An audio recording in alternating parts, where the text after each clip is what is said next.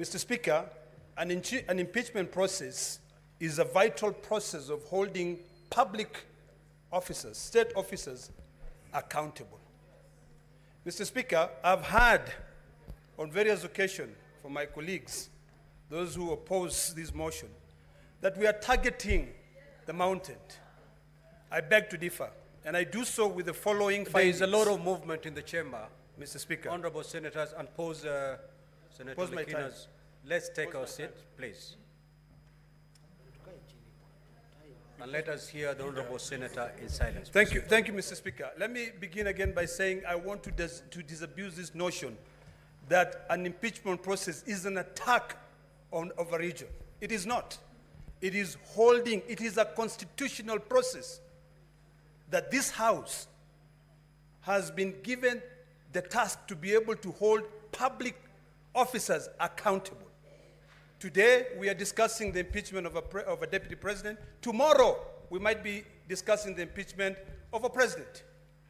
We have constantly debated impeachment of governors here.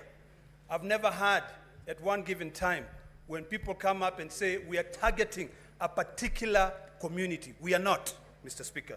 Mr. Speaker, we have been entertained this afternoon or the last 2 days with the defense alleging that the shareholding utterances made by the deputy president is that he was referring to the shareholding of a coalition agreement. And Mr. Speaker, we were demonstrated here that the Kenya Kwanza coalition agreed upon how they can be able to share different, positions in government. In fact, I thought they would say that the Speaker of this House was also negotiated. I believe when the Speaker of this House was proposed to be voted for, he was voted for by all the senators. And never have I seen the Speaker giving preference to the people of the coastal region. So, Mr. Speaker, I find I'm not convinced by the defense that the shareholding being uttered by the deputy president is based on a coalition agreement. Mr. Speaker, the defense attempted to respond to the allegation on ground 8, whereby they say that the utterances of the deputy speaker violate section 132 of the Penal Code. It is important for us to know what section 132 of the Penal Code says. It actually makes it illegal to utter, print, or publish words or acts that brings into contempt the lawful authority of a public officer. The decision made by Justice Esther Maina in her capacity as a judge of the High Court is protected by the position that she holds.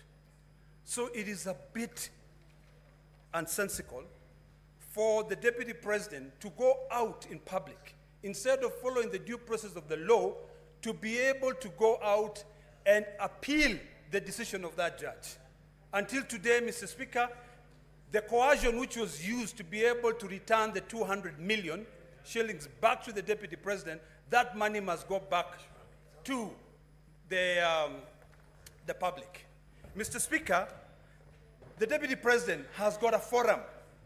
Article 240 of the Constitution puts him as one of the key members in the National Security Council.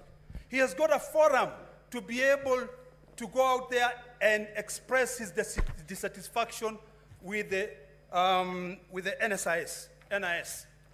When he calls a press conference and outright says that the Director General of the National Intelligence has completely brought that service into a halt, he was exposing the secrets of this country, and what he was doing is that he was actually saying that we have got no control.